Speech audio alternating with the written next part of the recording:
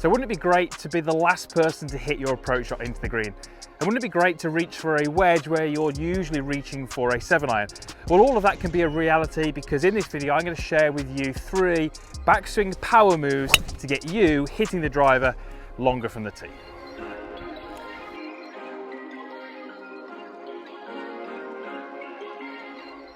Now, provided we can keep the ball in play and we're not too erratic, hitting the ball longer from the tee generally makes the game easier. You're hitting shorter irons into the green, you're going to be closer to the hole. It's going to be much easier for you to be making more pars and more birdies each round. So how do we actually create more power by focusing on the backswing? Well, we're going to break this down into 3 different areas that you can really focus on and work at if you're looking to squeeze a few extra yards out of that driver. And many of the golfers, and you may be one of these, would like to hit the driver a little bit further because it will help them with their scores. So we're going to start off with something to do with rotation. We're also going to talk about the hands and the arms. And we're also going to talk about something which I call the invisible secret to more power, which is how you move your weight and your pressure in the backswing. Put them all together and you too can be hitting longer drives. So let's start off with something to do with the lower body and how it rotates in the backswing. So for this first point, we're talking very much about the lower body rotation. And you'll notice that I've got a alignment stick on the ground here and I've got one through my belt loops. Now, when I take an address to this golf ball, the alignment stick that's on the ground is basically touching my lead toe and also touching my trail heel if I just nudge that a little bit there. Now, if you don't have an alignment stick, you can just place one of your golf clubs on the ground, but effectively we're looking for that setup there, lead toe, trail, heel.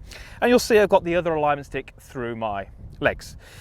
Now, when we're looking at creating power through the backswing, we don't actually hit the ball further by what we do in the backswing. The backswing is really there to give us the opportunity to create power.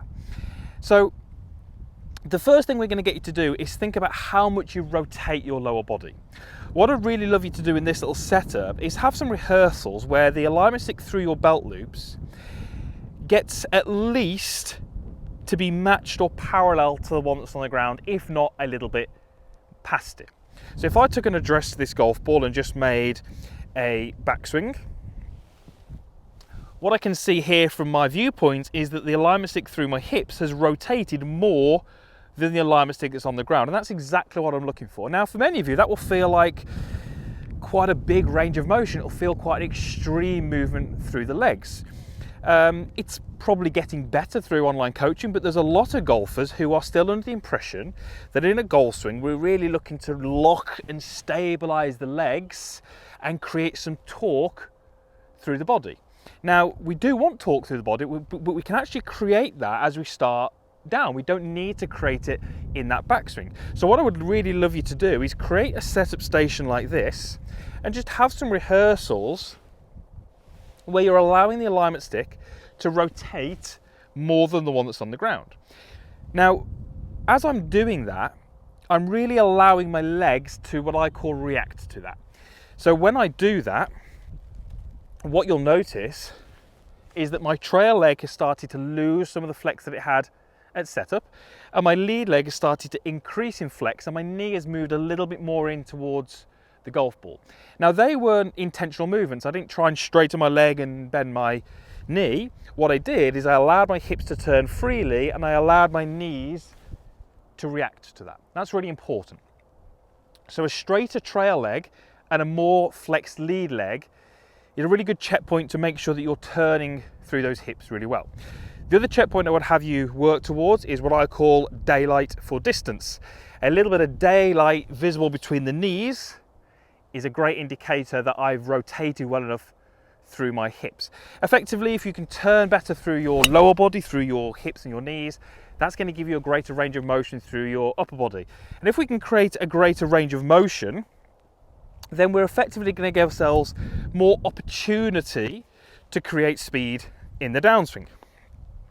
So there's my setup. Alignment stick is now gone, but I'm going to work into the same ideas where I really rotate my legs, and it's going to allow me to create some more speed on the downswing.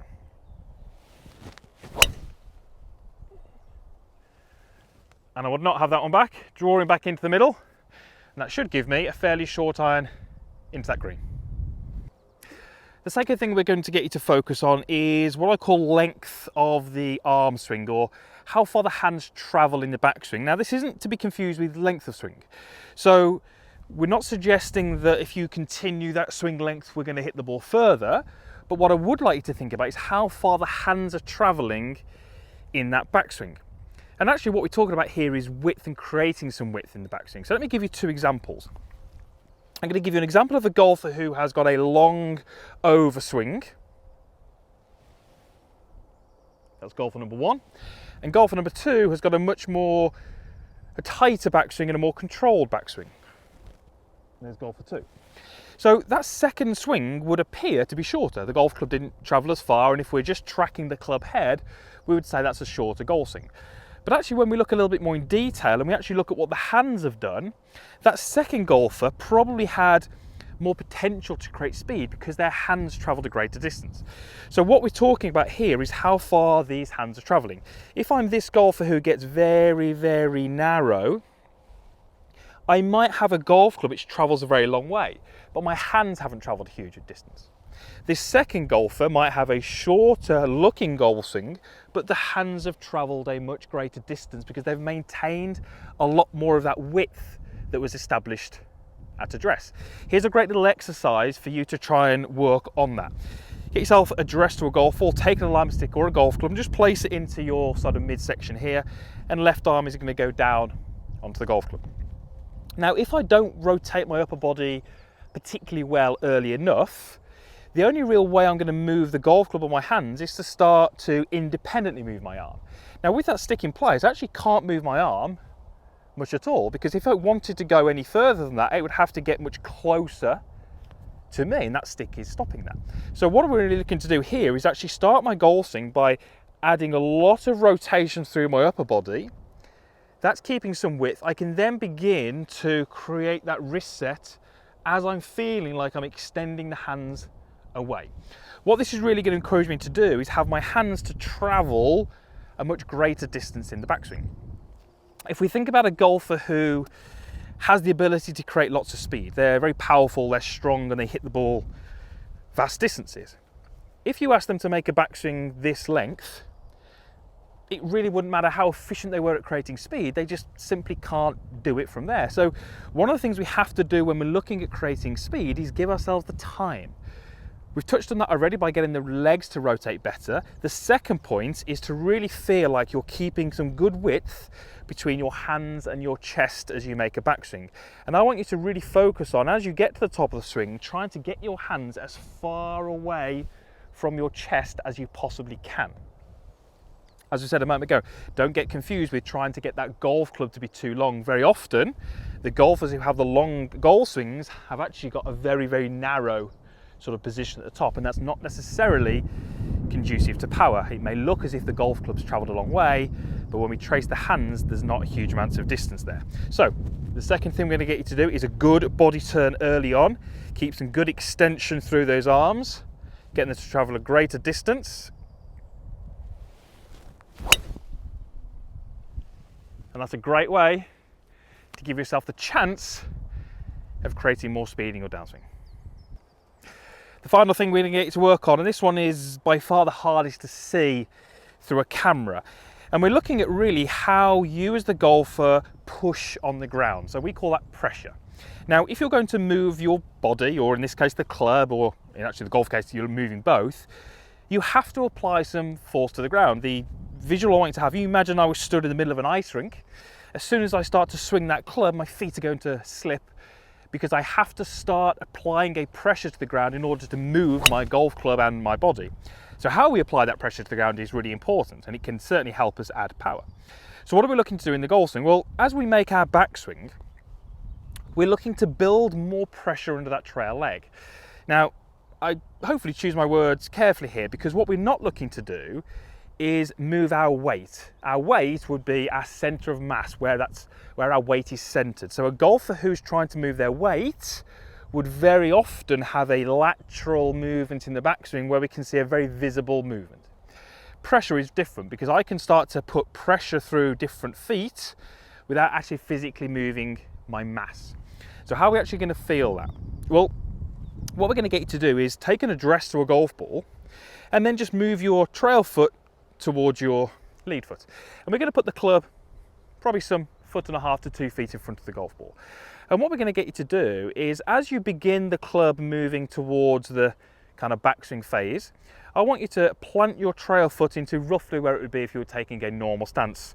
And as we do that, we're looking to really feel like we shift that pressure under that trail side. So I can really get the sensation that as I'm swinging that golf club back, I'm building that pressure under my trail side. What we generally tend to see from the best golfers is by the time they get their hands to around about chest height, or their lead arm is around level with the ground, they've already moved probably 80% of their pressure under their trail side. What that really allows them to do is it allows them to then shift back to their lead side efficiently.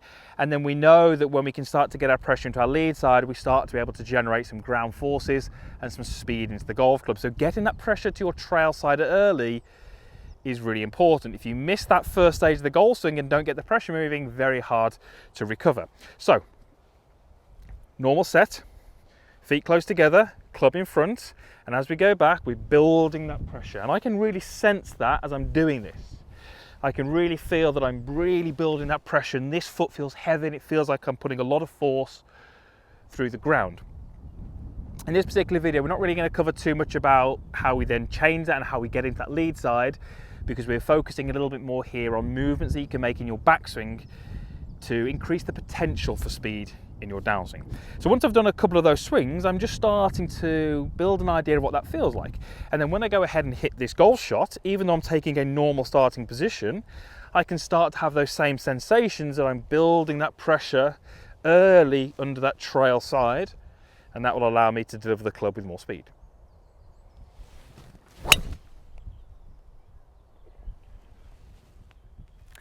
So if you want longer drives, if you want to be hitting shorter irons into the green, if you want to have more birdies, more pars, and make the game simpler, there's a few things that we can do in our backswing. We can make sure that our legs are turning efficiently, we can make sure that our hands are traveling a good distance, and we can make sure that our pressure is efficiently moving into our trail side. Work on those three things, and your potential to create speed will be increased, and those balls will go further from the tee, I guarantee it. Thanks for watching. Usual stuff is down below. I'd love to hear your comments on this particular video.